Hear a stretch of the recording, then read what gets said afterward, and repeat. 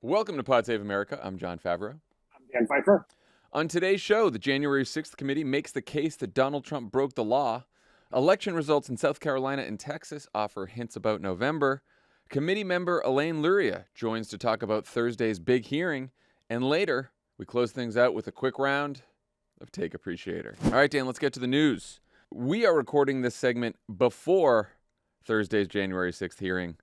But in our next segment, Dan will get Representative Luria's reaction after the hearing ends. Of course, the committee postponed Wednesday's hearing because apparently their video team doesn't work as hard as the video team here at Crooked. See, I got some laughs from Phoebe there. She liked that. But despite all that, they've already given us at least 3 big pieces of news to cover since our last pod. First, the Washington Post reported on an episode that was supposed to be the focus of the postponed hearing. Shortly after the 2020 election, Jeffrey Clark, a mid-level Justice Department official, almost convinced Donald Trump to appoint him Attorney General so that he could announce that the DOJ had, quote, identified significant concerns about voter fraud and urged swing states to send their own slates of Trump electors to Congress. Second, the committee released surveillance video of a group who'd been given a tour of the Capitol complex by Republican Congressman Barry Loudermilk of Georgia on January 5th. It shows people taking pictures of hallways, stairways, and security checkpoints that, as the committee said, aren't typically of interest to tourists. A day later, on January 6th, several of the people in that tour showed up at the Stop the Steal rally, and one man was filmed saying, quote, "We're coming in like white on rice for Pelosi, Nadler, Schumer, and even you, AOC. We're coming to take you out and pull you out by your hairs." Next to him was a man carrying a flagpole with a sharpened end who said it was for a, quote, certain person. And finally, the committee released a video featuring Liz Cheney where she talks about the focus of today's hearing, Thursday's hearing, which is Trump's efforts to pressure Mike Pence to overturn the election. Here's a clip. As a federal judge has indicated, this likely violated 2 federal criminal statutes.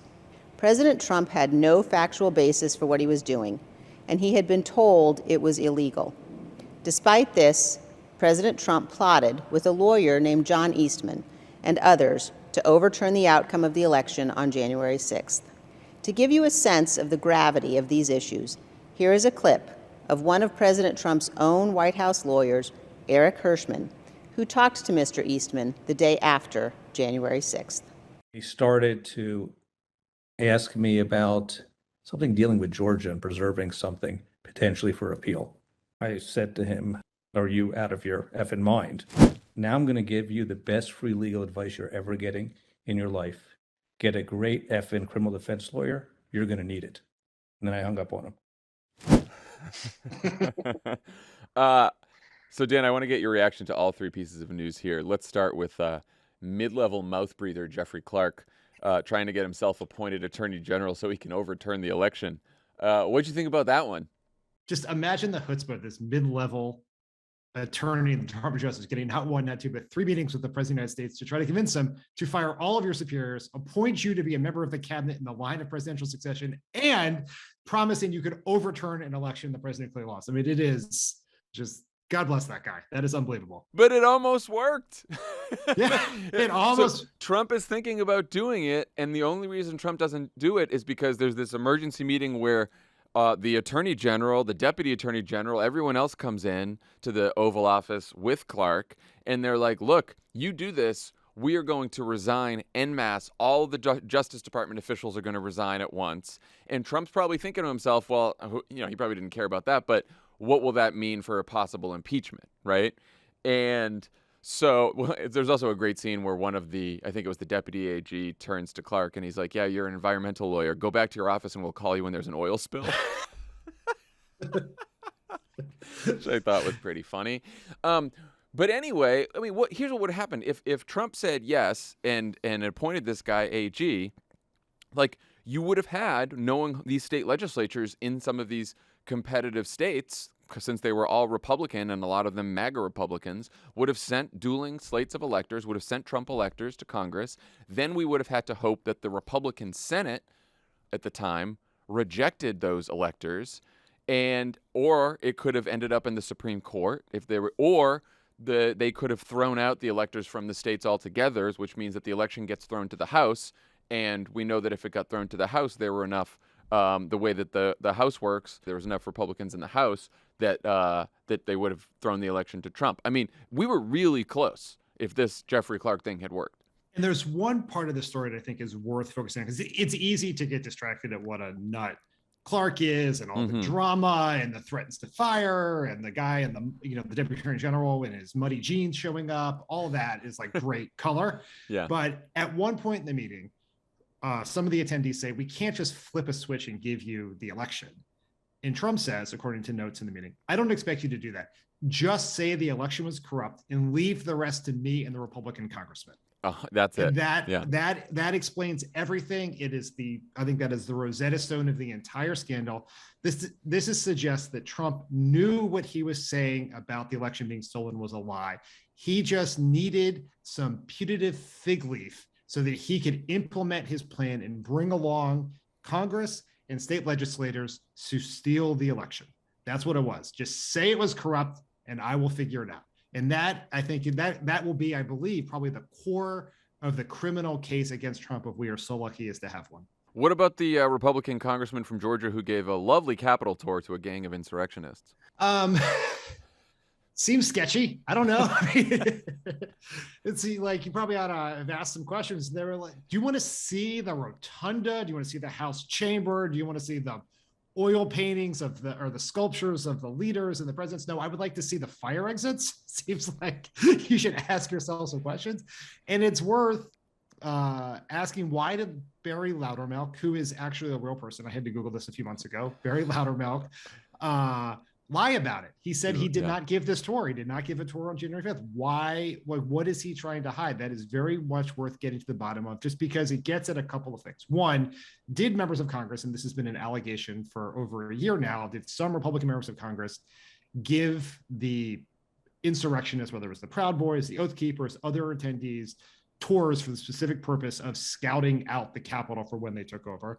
It also gets at just the close relationships and cooperation around this day and more broadly between certain members of Congress and the most extreme members of right-wing militias and white supremacist groups. That is, I think, another symptom of this, is that the same person who would have these, would be saying these things about these members and threatening violence and was someone who is getting a tour in the Capitol from the congressperson themselves. I think that's the key point, because, the Capitol Police released a letter and the letter said, look, we did not think this tour was a specific threat. We take everything seriously and we weren't too worried about this. And obviously that tour where they were in the Capitol complex was not ultimately where the insurrectionists entered.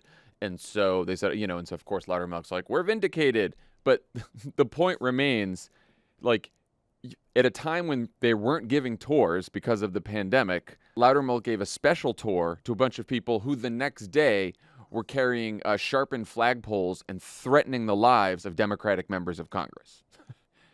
Not a good thing.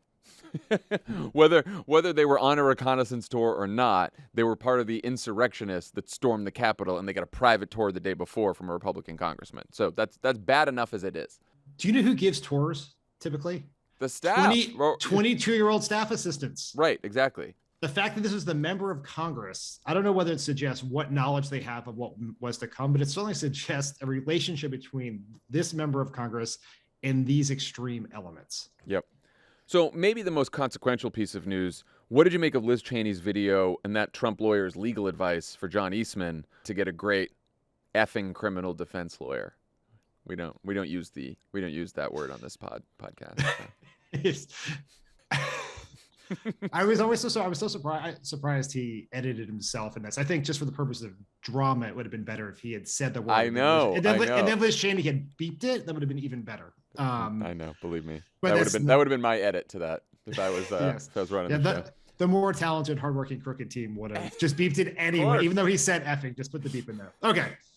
In all seriousness, this is, I think, really critical point, because just as we were just having this conversation about Barry Loudermilk and how people got in the Capitol, all of that, the conversation continues to be pulled towards what happened on January 6th, which is obviously a dark day in America. Deep tragedy happened there. People died. There was damage.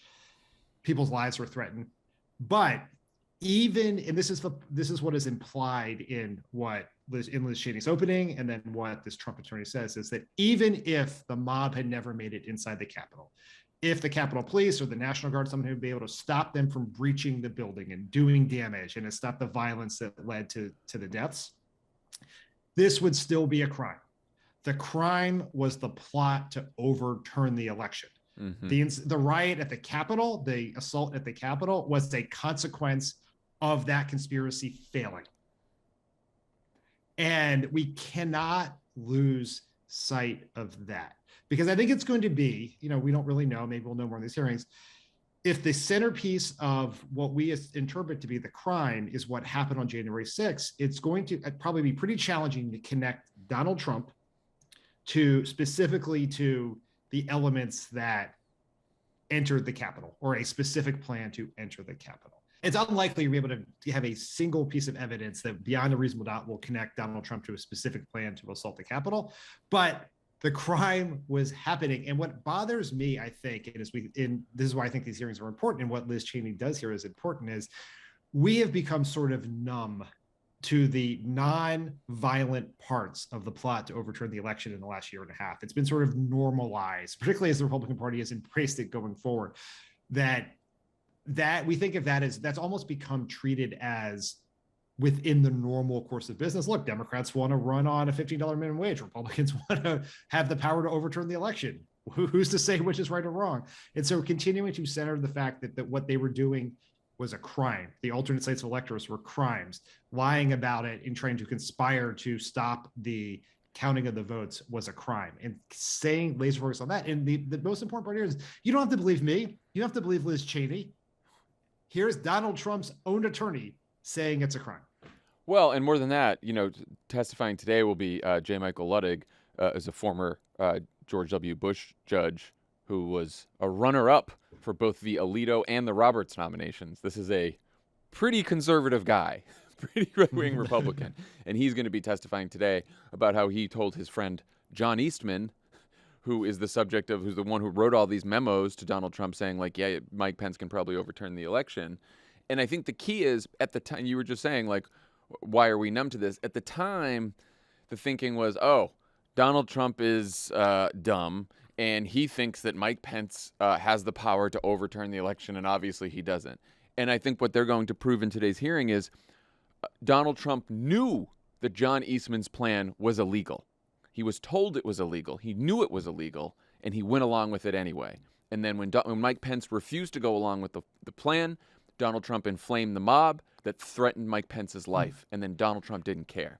That connection right there is the clearest you're going to get between Trump, the illegality of the plot to overturn the election, and then his decision to incite the mob to cause violence and potentially kill his own vice president. I mean, it's not great. It's So let's take a step back for a minute and talk about where all this is headed. On one hand, the committee is now clearly making the case that Donald Trump and others committed crimes in trying to overturn the election. On the other, they've been a bit more circumspect on whether they will make a criminal referral to the Department of Justice. The committee's chairman, Benny Thompson, said that they wouldn't, and then basically everyone else on the committee, including the staff, walked back those comments shortly after, saying they haven't decided yet. That's basically as far as they went. What do you think is going on here? Like, why wouldn't they make a criminal referral if they're very clearly and publicly making the case that Trump committed a crime? There is no reason not to make a criminal referral. It doesn't make, I think there was a sense when there was a version of this debate happening a few months ago, sort of through anonymous sources, everyone freaked out about it. It was a Twitter moment saying, and I think the argument back then among some of the people who did not want to do a criminal referral was it would make whatever Merrick Garland decided, let me put it this way, it would make, if Merrick Garland were to decide under the advice of career prosecutors to charge Trump, that it would make it more political if it was a referral from a largely Democratic committee in a House controlled by Democrats. That is optics brain. They're like, that makes no sense. No one that's not really how it's going to work. And now we have certainly crossed the Rubicon now that you have members of Congress, including, famed liberals like Dick Cheney's daughter, making the case that crimes were committed. So I don't think there's no reason not to do it. I think for everyone who is, has melted down about what Congressman Thompson said, or the possibility that they won't, it's worth noting. It is a piece of paper with the same value as the next tweet Jon Favreau sends. Like that's all it is, right? So it's very valuable. Yes, exactly. I'm saying is what you're trying to say. So they really need to make that referral. It is digital parchment, right? It is very important. No, it doesn't mean anything. It doesn't impact what Garland does or does not do in this situation. It matters when they make a criminal referral about a crime committed against contempt of Congress, right? Where they are right. Someone is refusing to cooperate with congressional subpoenas. Then that isn't decisive, as we know from the fact that Mark Meadows is still walking free in America, but it has influence. Here, this is just it's a general recommendation of no force, and so I still think they should do it. If you say it's a crime, you should take all the steps to make the case that it is a crime. This would be one of those steps, but it does not materially impact, as I understand it, what Merrick Garland and his team may or may not do here. Yeah, no, I hear what you're saying, because I don't know how many different ways Liz Cheney can say Donald Trump committed a crime, because she's now said it a bunch since the beginning of the hearing. So it's certainly not like she's afraid of saying it. We haven't heard as much from some of the other members, but they all it's a bit of a silly debate for the reasons that you cite, which is it's silly that they wouldn't just send that they wouldn't just send the referral, but it's also silly to think that if they don't send the referral, somehow the Justice Department is going to be like, maybe they don't want to, maybe they don't think he committed a crime, because they clearly think he committed a crime. Anyway, Democrats on the committee and all of us have no control over what Merrick Garland ultimately decides.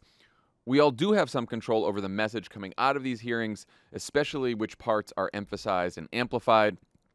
We have some exclusive new Navigator polling out today that shows a couple things. 70% of Americans support the committee's investigation. 60% have heard a lot or some about the hearings. 54% would support the Justice Department filing criminal charges against Trump for his role in January 6th. And the top descriptors of Republicans in Congress who support Trump and his attempted coup are, quote, power hungry and, quote, appealing to their right-wing extremist base to win elections. Dan, given these numbers and the revelations we've talked about so far, what do you think the most important messages are to be amplifying about these hearings? That this was a crime. It was a criminal conspiracy from the top of the Republican Party to overturn the election, to put in place a radical right-wing agenda that was rejected by the majority of Americans. And I think we have to say it's a crime because of this, what I mentioned earlier about this fear that we're normalizing insurrection as a political strategy. So I want people to say crime so often that if we were playing a drinking game around the word crime, I would want it to end up so that we were all Rudy Giuliani. Let's just focus on crime. There is this tendency towards normalization in our political debate that keeps moving the Overton window of acceptable political conduct in very dangerous ways. So crime. Second point, forward-looking. This is an ongoing threat that is happening right now. And last time, as we know from all these stories, this was a plot engineered by some of the dumbest and drunkest people in America. This time around, it's a much different situation. It involves the RNC is on board. They're recruiting people to be part of this plan. It's being funded by people. This is not just the MAGA wing or Donald Trump sowing grievances. It's a very real threat. Yeah, I was kind of hoping that Benny Thompson would have opened the entire hearing, the first hearing, with, we meet here tonight as democracy is under attack. Forget about the history. They really do have to, and this is a job for all of us, bring it forward. And there is rightly a focus on Donald Trump because he was the one who tried to overturn the election. He was the president who tried to stay in power. He was the one who tried to do the attempted coup. But we should also focus on all of the MAGA Republicans around him who not only tried to help with the coup, but are still in power today and are running for office in these midterms. Just as an example, the Democratic Secretary of State in New Mexico, just this week asked the state Supreme Court to order a MAGA-filled election commission in a rural county in New Mexico to certify the primary results after they refused. They refused to certify the results of a primary election, a Republican primary in this rural county in New Mexico, because they believed in some batshit crazy conspiracy about Dominion voting machines. They didn't have any allegations of fraud. They didn't think anything had gone wrong. But just because Dominion voting machines were used in their primary, they refused to certify the election. And one of the commission members is a Cowboys for Trump founder who was convicted of illegally entering the Capitol grounds on January 6th. This threat is ongoing. There are MAGA Republican politicians running for Secretary of State, for County Commission, for Governor, for Attorney General, for Congress, all over this country. And they have basically told us that if they take power and it's a close election, they will throw our votes away. They will throw our votes away to make sure that Republicans win, because they tried to do it in 2020 and they failed, but they want to do it again. And I think that is the most important message coming out of there, because, Americans are busy. They're worried about a lot of things. They're worried about inflation. They're worried about all kinds of stuff. And it's easy to see these hearings and think, oh, this is about the past. This is something bad that happened. I believe Trump was responsible. I don't think the Republicans should have gone along with it, blah, blah, blah. But it's in the past. We got to look forward. Well, looking forward means realizing that the threat to our democracy exists right now in many of the MAGA Republicans who are running for office. And I think that we can't lose that point. And all these primaries where it's like big lie candidate wins, big lie candidate, big lie opponent loses, all of that. It's treated as this battle within the party between like an insurrectionist wing and everyone else. That's not the difference in the Republican Party. It's not between insurrectionists and non-insurrectionists. It's just in terms of how public you are about your coming insurrection, right? It is, these big lie candidates are being supported by the party establishment. Herschel Walker is a big lie candidate who has talked about the election conspiracy theories. He is endorsed by Mitch McConnell. I promise you that if the recent poll in Pennsylvania would show Doug Mastriano only 4 points behind Josh Shapiro, if the polls look like that in a month or two from now, the Republican Governors Association and the RNC will be supporting Doug Mastriano's campaign. This is a party-wide conspiracy now. It is much bigger than Trump. He is actually just sort of an ancillary part of what's happening. It is now being engineered by much smarter, more dangerous people. And I know you're exactly right about Benny Thompson's missed opportunity. I think in his mind, he probably had it was important for him to start with that very long story about his hometown. But then he could have gotten to the democracy thing. On that note about some of these Republican primaries that are happening across the country, we did have a few notable results from this week's elections. South Carolina Republican Tom Rice was one of the 10 House Republicans who voted to impeach Donald Trump for his attempted coup. But on Tuesday, he lost his primary to Trump-endorsed State Representative Russell Fry by 51 to 25%. But South Carolina Republican Congresswoman Nancy Mace, who voted against impeachment, even as she really pissed off Trump by just criticizing him, won her primary against Trump-endorsed State Representative Katie Arrington, 53 to 45%. Any lessons from these two South Carolina primaries about Trump and the Republican Party dynamics right now? We'll know more about this as the rest of the primary season ends, but it seems thus far that criticizing Trump is a venal political sin within this Republican Party, and voting to impeach him is a mortal political sin. And so there was Nancy Mace was very critical of him after January 6th. After that moment, she has worked very hard to not necessarily be in his good graces, because he's obviously very against her, but to be very positive towards Trump. She has made finishing the wall a big part of her primary campaign. There was also she filmed a video, an embarrassing video outside of Trump Tower, where she talked about how wonderful Trump is and all the accomplishments that his administration did. It's just so sad. Yeah, you don't need to be Trump to be pro-you, but you have to be pro-Trump. And right. Tom Rice like could Brian not Kemp. be. Yes, exactly. Brian Kemp is the exact example of how this works. It is worth noting that these are two very different districts. Nancy Mace is in a district that is pretty Republican. It's plus 17 Republican, but Tom Rice's district is 9 points more Republican and more conservative, because a version of Nancy Mace's district had elected, was won by a Democrat in 2018. Yeah, I mean, no one who truly opposes Donald Trump, who says openly and honestly that what he did was an illegal attempted coup in the Republican Party, is going to have a big future in that party. Liz Cheney is down like 30 points to her primary challenger right now. Adam Kinzinger is not running again. You know, out of the 10 Republicans who impeached Donald Trump in the House, I think now 5, 6 aren't coming back to Congress. Yep. So one more notable primary on the Democratic side, a special election in South Texas that was held after Congressman Filemon Vela retired in the middle of his term to become a lobbyist. In an over 80%, it's, got to leave Congress. It's nothing much is going on in the country. Everything's going swimmingly. Things are cool. It's a great time to just like skip out in the middle of your term and go be a lobbyist. Super cool. Super cool. So in an over 80% Latino district that voted for Joe Biden by a little more than 4 points in 2020, Republican Mayra Flores beat Democrat Dan Sanchez 51 to 43%, making the hardline immigration candidate the first woman born in Mexico to serve as a Republican in Congress, and the first time since Reconstruction that a Republican will represent the Rio Grande Valley. But there's a catch.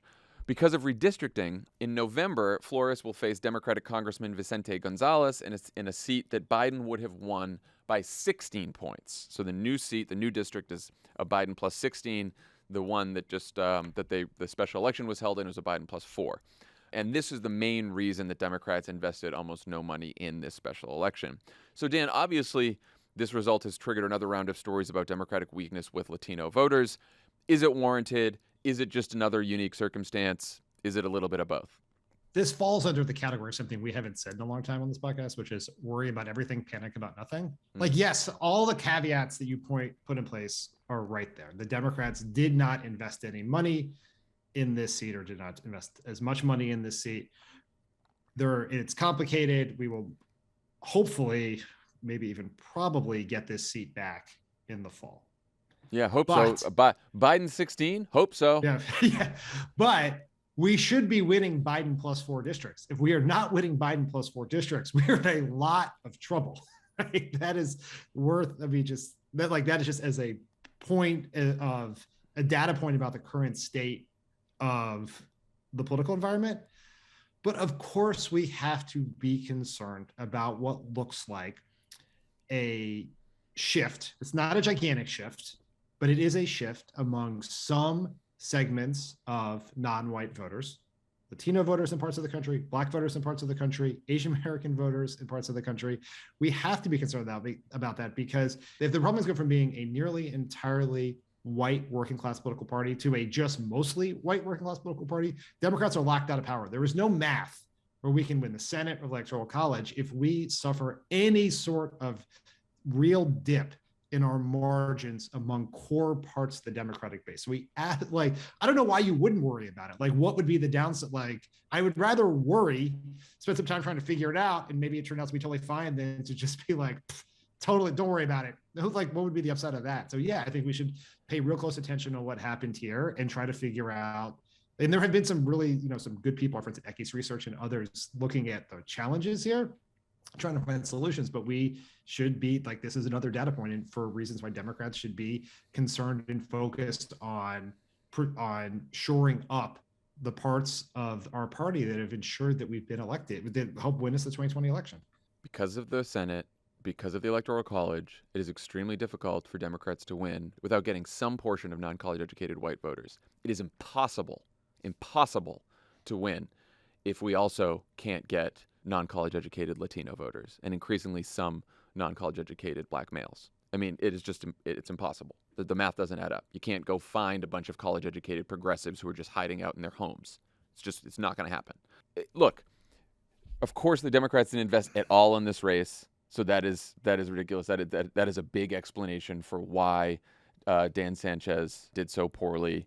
And he's obviously also not the candidate that's going to be running in the fall, right? So that's a weird. We have a sitting congressman in Vicente Gonzalez who's running in the fall, who's an incumbent. So that's going to help a lot too. So you're absolutely right. There's all these extenuating circumstances. But like, just to dig into the results a little bit, Cameron County in this district, which is right on the border, it is on the border of Mexico in the Rio Grande Valley.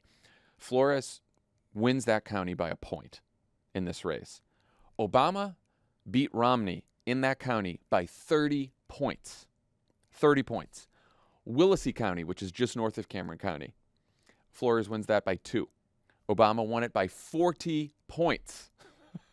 These aren't like, oh, we just didn't invest a little bit more money and we could have done some more door knocking and there could have been some ads from the DCCC. Like, that's a couple points here and there. That gets you a couple points in there. That's not a difference between a point, 2 points, and 30 and 40 points.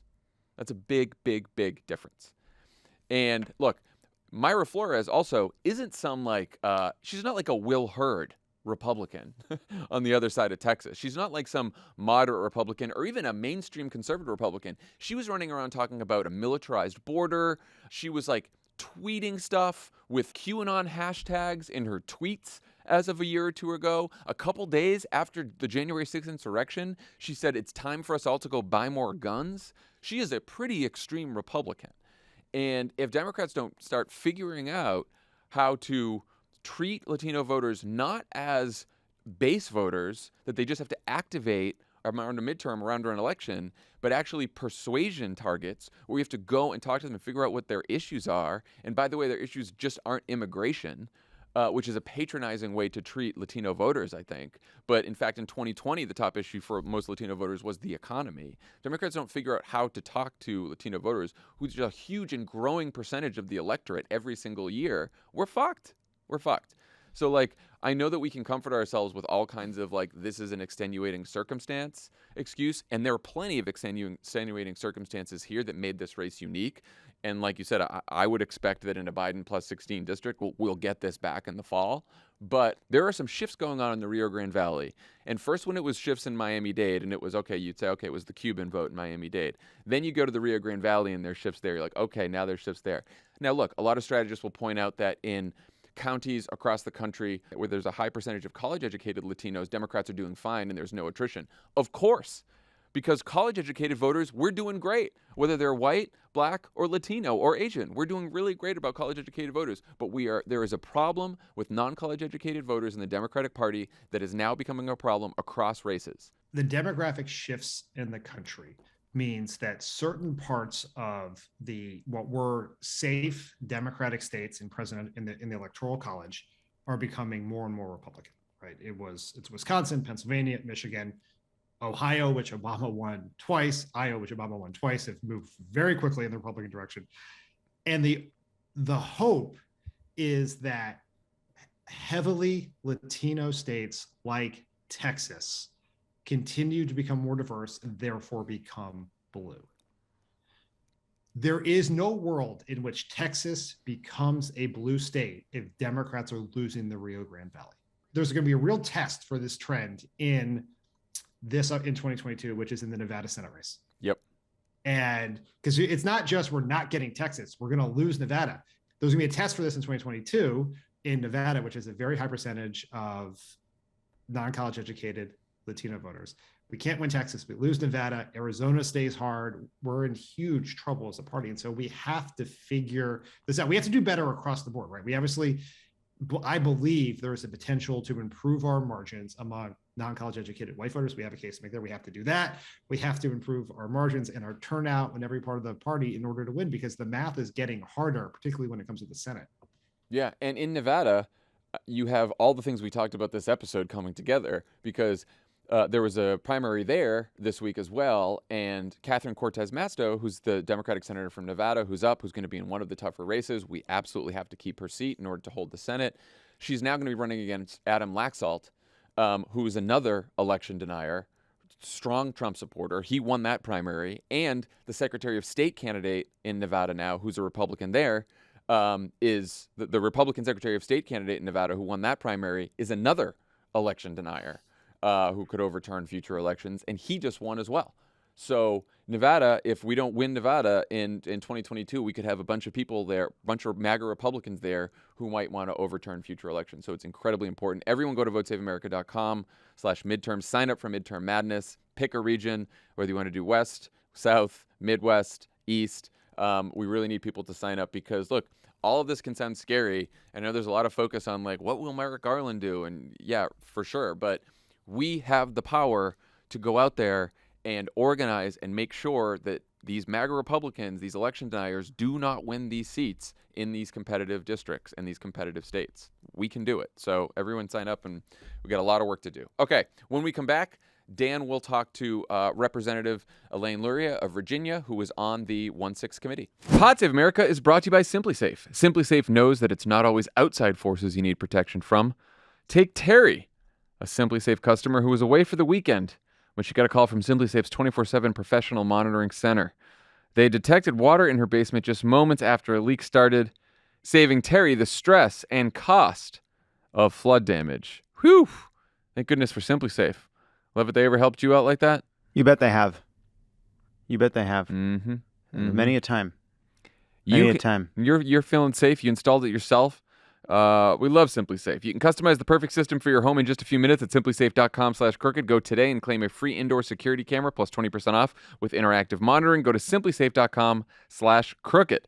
Pod Save America is brought to you by Overturn. Overturn is offering men's and women's clothing where style meets sustainability.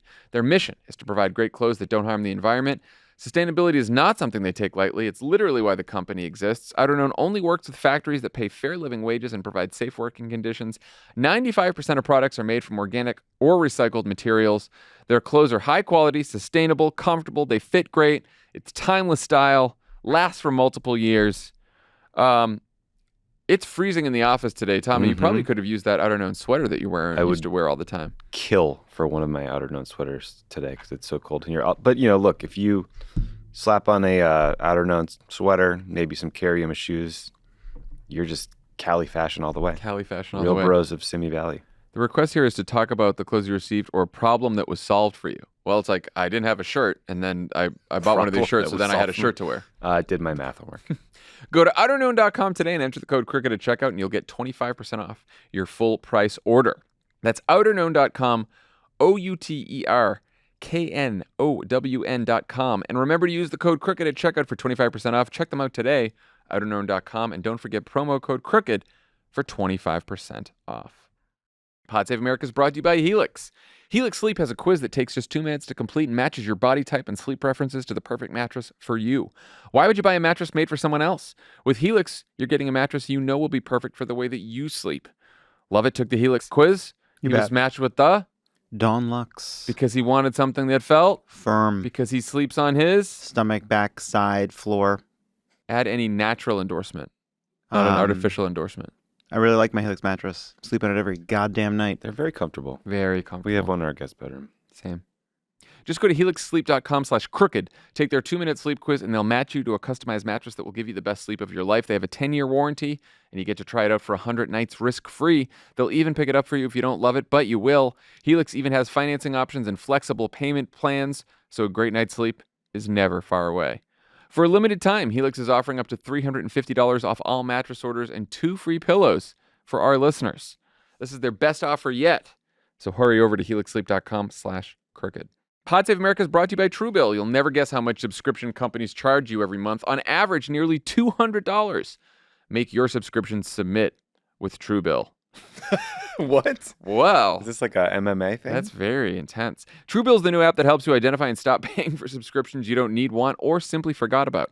On average, people save up to $720 per year with Truebill. Because companies make subscriptions hard to cancel, Truebill makes it incredibly simple. Just link your accounts and Truebill will cancel your unwanted subscriptions in one tap. Dominate your subscriptions. Dominate them. Figure 4 leg lock. Okay. And your Truebill your Truebill concierge is there when you need them to cancel unwanted subscriptions, so you don't have to. I've used it. It's great. A lot of unwanted subscriptions that I canceled that was costing me too much money and too many emails in my inbox. So Truebill now has over 2 million users and has helped them save over $100 million. Don't fall for subscription scams. Start canceling today at Truebill.com/crooked. Go right now, Truebill.com/crooked. It could save you thousands a year. Truebill.com/crooked. Joining us now is Congresswoman Elaine Luria, a member of the 1-6 Commission. Congresswoman Luria, welcome to Pod Save America. Thank you. I wanted to start with this hearing, which felt different in a lot of ways from the previous two. It was obviously much more kind of in the weeds about specific provisions of the 12th Amendment, Electoral Counts Act. What was the committee trying to communicate with this hearing? Well, I think we were trying to get across that, we have examined every aspect of the law, every claim that was made by, for example, John Eastman and other people who had this crazy theory of a way that the vice president could just unilaterally overthrow the results of the voters and the election. And we really examined that with both a renowned former conservative federal judge, as well as the legal advisor to the former vice president. And they unequivocally said across all of their testimony that there was no merit to this legal theory. And they went into depth about kind of all the different iterations of it. Was it essentially to delay? Was it to choose a different slate of fake electors? Kind of all the different scenarios that have been laid out there. The purpose was to go through them methodically and debunk them because they had no legal merit. It also felt like in the questioning, Congressman Aguilar and your counsel tried to get really at the point that both Eastman and President Trump knew that there was no legal merit to these claims and made them anyway. Why was this so important to establish that they pushed them while knowing that these claims were untrue or unfounded? Yeah, that really stood out to me too in the line of questioning, because they talked about this meeting on January 4th, and the president, the vice president, Mark Short, the vice president's chief of staff, others were there. And during that conversation, Eastman indicated that, he didn't think there was really a legal merit to this plan or idea that he had, this scheme. But he kind of said, but the Electoral Count Act, I think that's unconstitutional. So he's just going to a law that's been on the books since 1887, his own personal opinion that he doesn't like it. He thinks it's unconstitutional. And so therefore the Electoral Count Act, let's just violate it. And then he turns right back around on January 5th, another meeting with Mark Short, the legal advisor to the vice president, and tries to pressure him again, goes through all these different schemes. And then again, this was really the most shocking to me on January 6th, after there's been a riot, after, the vice president's life has been in danger, he's been evacuated to a secure location in the basement of the Capitol, and they come back for the certification, he essentially says, well, now the Electoral Count Act, we've determined that it's not so sacrosanct because you took more than 2 hours to debate this particular state in the midst of a riot and insurrection, of course.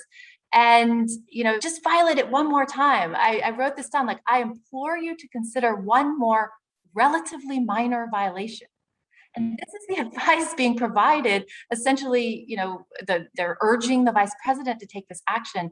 And, in stark contrast to this crazy theory, someone who's trying to essentially encourage others to break the law. I mean, the former vice president, he was steadfast. And we had just witness after witness after witness say that there was never any doubt in his mind that this was illegal, that he wasn't going to do this.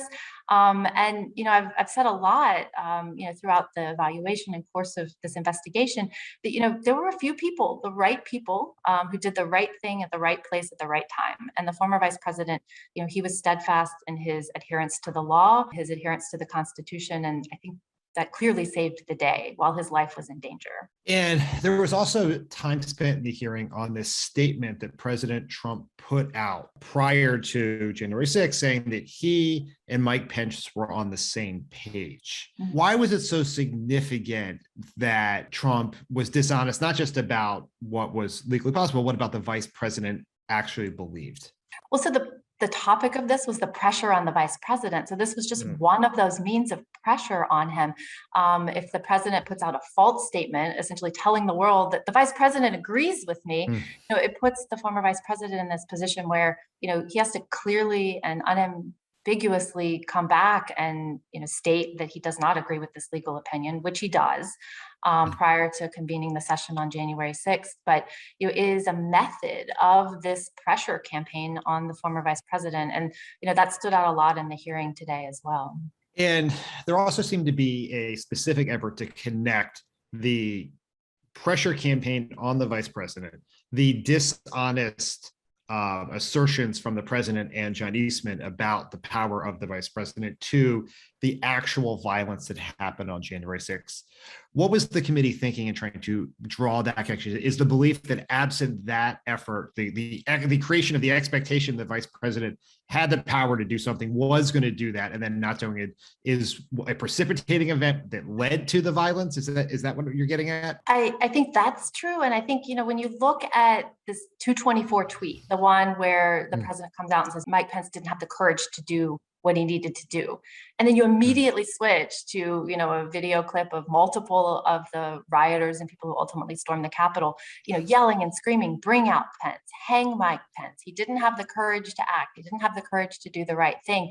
There's clearly a connection because these people are anticipating and waiting, and they think that like Pence is the pivotal figure because of this pressure campaign, because of these statements, essentially the one you mentioned where Trump said that Pence agreed with him when we know that's not true. Then Pence puts out a statement saying, this legal theory is BS. And I'm not going to do this. I'm going to do what the Constitution tells me to do, the 12th Amendment. I'm just going to open the envelopes and they're going to be counted, not be changed from what the voters, sent and the real electoral slates that came to Congress.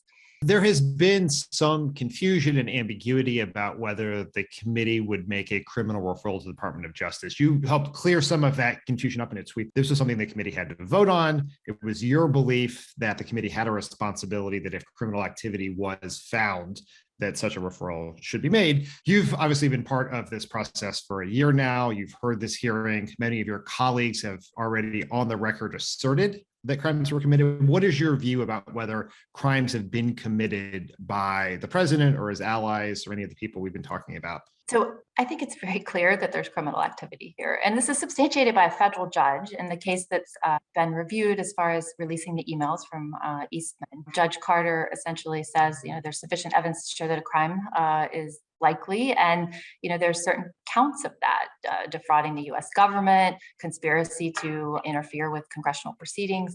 And we've referenced that over and over and over again as we present this information. And so, I stand by my thought that, when we as Congress, whether it's in this investigation or any other work that we do, become aware of criminal activity, it's our duty that we refer that to the appropriate authorities. Now, the question for the committee, I don't think there's as much disagreement as perhaps has been portrayed in the last couple of days. I think it's a question of what does a criminal referral mean? How do we do that? I feel like the hearings we're doing right now, we're presenting everything very publicly. We intend to, the chairman has said that we'll provide this information to the Department of Justice that we've collected throughout our investigation. So we're already going to pass it all along in addition to what you're seeing through the hearings. Chairman Thompson said today that he thought that based on the most recent on a report last night from the New York Times that Eastman had reportedly claimed to have some knowledge about debates inside the Supreme Court, that he wanted the committee to talk to Ginny Thomas, the wife of Justice Clarence Thomas. Anything you can tell us about when that might happen and what the process would be to get that to happen? So, it's really the policy of the committee to not talk about people that we might ask to testify or approach, but this has become sort of very public in the last day or so. And it's my understanding that during the hearing, and I have to go back and check this, but that Ginny Thomas put out a statement saying she's happy to come talk to the committee. So that really kind of simplifies this, if that's really true. And, it is a case of where we're still continuing to collect information for our investigation, even as we're presenting the information we've already gathered. So, there is information from the recent Eastman tranche of emails that we received that lead us to believe that, it's probably someone we need to hear from. The committee has been focused on and telling, I think, of this very powerful story about this plot to overturn the 2020 election, right? That includes but goes beyond the violence at the Capitol on January 6th. This is happening in the context of a similarly ongoing plot all across the country to possibly do the same thing in the 2024 election. I was struck by Chairman Thompson turning it back over to Judge Ludick to talk about this at the end of the hearing. How are you thinking about what role the committee plays, not just in telling the story of what happened in 2020, but the ongoing threat to democracy and the integrity and legitimacy of our elections? I think that's a really important point about the committee, and some critics of us might say, well, why are you just looking at the past? And I'm like, this is not about the past. I mean, we're evaluating things to have lessons learned from the past, but this is an ongoing threat today. It's an ongoing threat for the future. And that really pivots back to the, core reason for the committee. We're a legislative committee, so we provide oversight and legislative recommendations to prevent something like this from happening in the future. So one of the things, for example, that was talked about in today's hearing a few times was the mention of the Electoral Count Act. So this was a piece of legislation that's been on the books since 1887. And it was actually something they tried to weaponize and turn around and, reinterpret. So is it sufficient? Are there things that we could do to make that particular legislation stronger? And there's other things as well. If we're looking at security of the Capitol, the response to these types of incidents within the Capitol region, the National Guard, things like online disinformation and how that is monitored, domestic terrorism. We've come to see not only in this case, but for example, the recent tragic shooting in Buffalo, that our domestic terrorism statutes really, we need to look at them. So there's just, these are examples of things that we're talking about through the committee. And in our final report, that's really one of the key elements of this, is providing those recommendations. Congressman Luria, thank you so much for taking time out of what I imagine is a very, very busy day to join us here on Pod Save America and update us about these hearings. Thank you so much. Yeah, thank you for having me. Pod Save America is brought to you by Cariuma. Rooted in surf and skateboarding, they're reimagining classic sneakers with you and the planet in mind. Layers are shedding, plane tickets are crazy expensive, and suddenly outdoor dining isn't just a precautionary measure. The weather's never been better, and if you're suddenly wishing you knew how to surf or carve up the sidewalk, as they say, there's a cult skateboarder favorite shoe you might like. Cariuma's original sneaker has won celebrity fans, racked up wait lists, over 61,000 people, earned over 15,000 five-star reviews and coverage in Vogue, Rolling Stone, and GQ. It's called Aka, and it's made ethically and sustainably from organic cotton, recycled plastic, and natural rubber. Look, I couldn't surf or skateboard for my life, but I wear Cariumas all the time. You don't have to do one of these sports to wear Cariumas. I want to do a thing where we subtly suggest that other celebrities like these products. Like, I bet Tony Hawk would look amazing in these shoes. He would. He would look amazing. Ollie. There you go. Kickflip. There's a minimal classic look to this shoe that disguises serious comfort. We can tell you the feeling is next level. You're going to feel as good walking out the door as you do coming home at the end of the day. Guys, I have some breaking news. What is it? The Select Committee has announced the following update to its schedule. These hearings, they're no longer at 10 a.m. Eastern. They're at 1 p.m. They're at 1 p.m. now. We're talking about 10 a.m. Pacific. Hey, you feel that? You feel that? That's your morning's been given back to you. That's nice. You know what you have time Liz to do? Cheney, you are fucking 10 out of 10 crushing it. You know, you know what you're going to have time to do with all those extra hours in the morning? Buy some sneaks. Go online and buy some Cariumas. They're now available in bright colors, neutrals, and bold prints. This bestseller, the Aka, also features collaborative colorways with brands like Pantone, Atari, and even legendary surfer Jerry Lopez, who will not be testifying in front of the 1-6 committee. As far as we know. As far as we know. If you want to go the extra mile in sustainability, Cariuma's bamboo slip-on is made with recycled materials and sugarcane, with a carbon footprint that's 3 times smaller than the industry average. Whew. Of course, for every pair of sneakers sold, Cariuma's team plants 2 of over 120 native tree species in the Brazilian rainforest. Their co-founders, David and Fernando, both grew up in Brazil, so this project is especially close to home. As always, Cariuma ships all their sneakers free and fast in the USA and offers worldwide shipping and 60-day free returns. And now, for a limited time, Pod Save America listeners can get an exclusive 15% off your pair of Cariuma sneakers. Go to cariuma.com/crooked to get 15% off. That's cariuma.com/crooked for 15% off, only for a limited time. Pod Save America is brought to you by Future. Future believes that people motivate people, and having your own future coach isn't just the best approach. It's the only sustainable approach to your health and fitness. Future provides you with your own expert coach who gives you personalized daily coaching and a workout plan built just for you, all through the Future app. Future coaches are your partners in fitness, and regardless of how often you work out, your Future coach will be there for you every day. I work out all the time. All the time. Your coach will tailor your plan to your goals and balance consistency and motivation to set you up for long-term sustainable success. Did you say Coach Taylor? Yeah, Coach Taylor. From Friday Night Lights? Yeah, he's one of the Future coaches. I'd run through a wall for that, man. Well, there you go. They will be there to celebrate your achievements and give you an extra push when you need it. Talk about your experience with Gabe. How does he hold you accountable? Today, he said, making it happen. Switching it up next week, boss.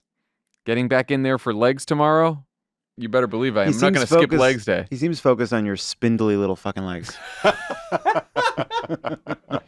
You know why? It's because we read these ads on Tuesday, and Wednesday is leg day for Gabe. So I do say that a lot. Right. Mm-hmm. I do have spindly legs also. Future isn't a fancy piece of equipment.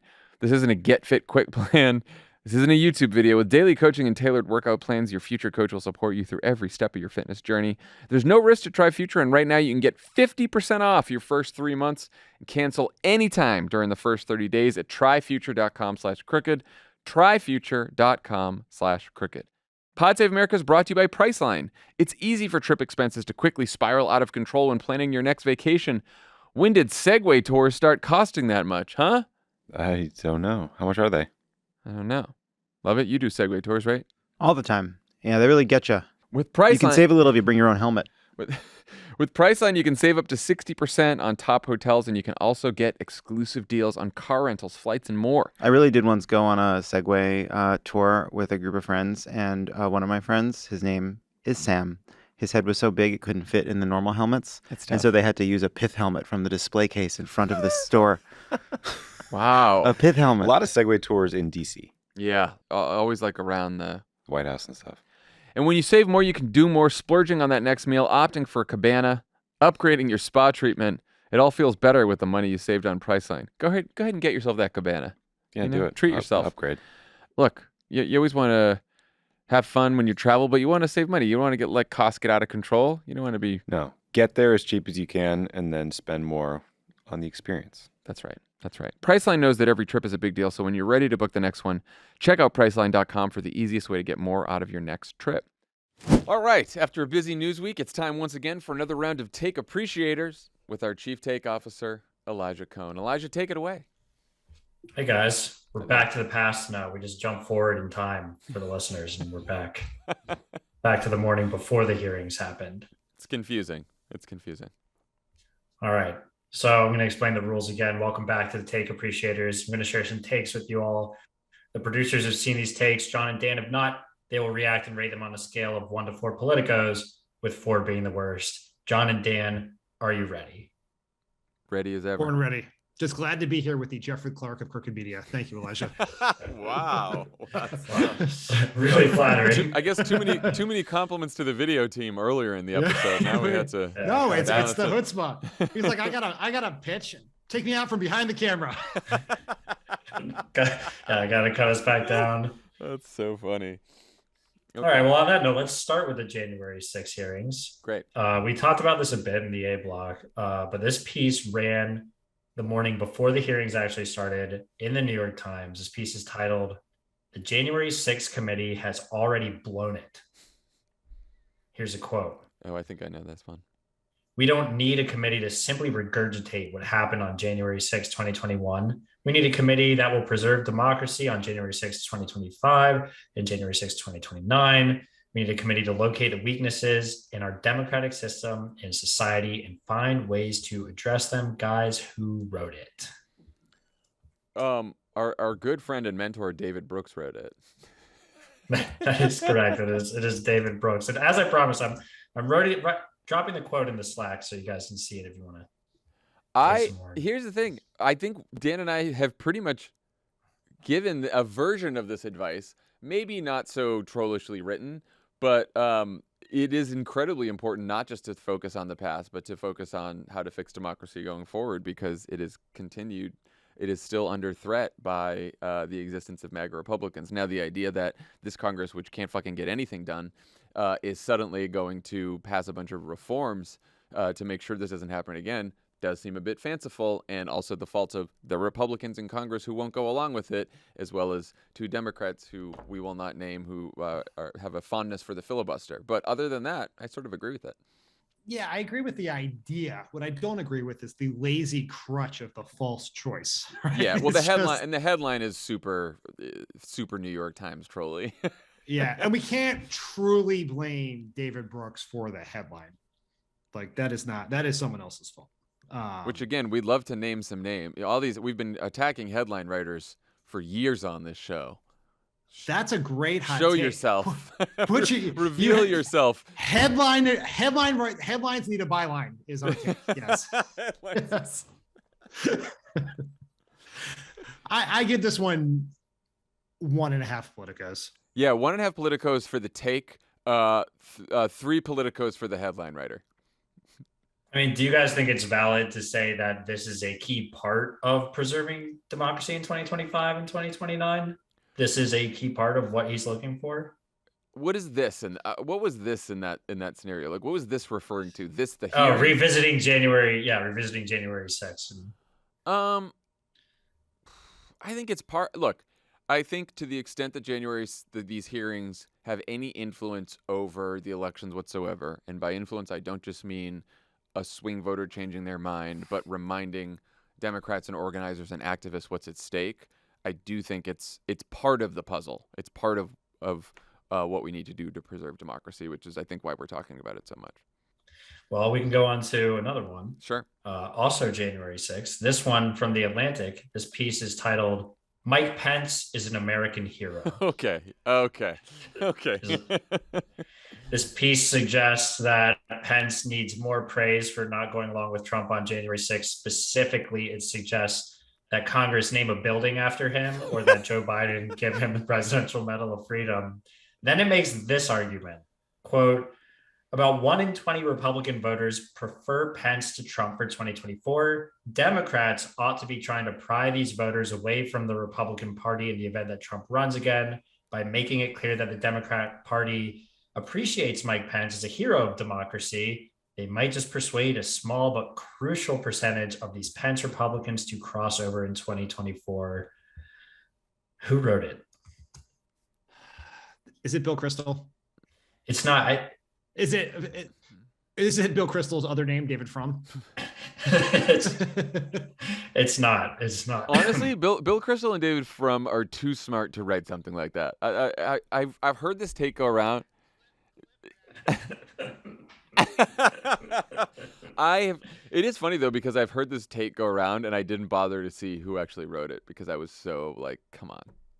I'd never heard of this guy before. Is it Jonathan Last? It is Jonathan Last. There you go. Yeah. It's Jonathan. He's Last. a good. Jonathan Last is a good writer. Yeah, this is not a good take, but it's a good. And writer. here's the thing: I don't necessarily like. There's a lot of these Republicans who are speaking out about Trump and the insurrection, all that stuff. For doing the bare minimum. Like I would say that Liz Cheney is doing above the bare minimum. Liz Cheney holds like extremely conservative views that I find abhorrent, but I think that the courage she has shown on this issue is commendable.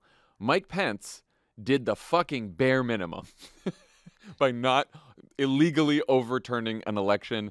And then, now he's like sort of kind of speaking out and taking these like oblique shots at Trump that aren't much. Fuck that. Come on. No, I am Mike Pence does not get an award from me. No, this is, I guess, suggesting that Mike Pence should get the Presidential Medal of Freedom for the simple act of not committing a crime is like the ultimate example of participation trophy culture for the Republicans. It's so bad. He didn't stop a crime. He didn't speak out about a crime.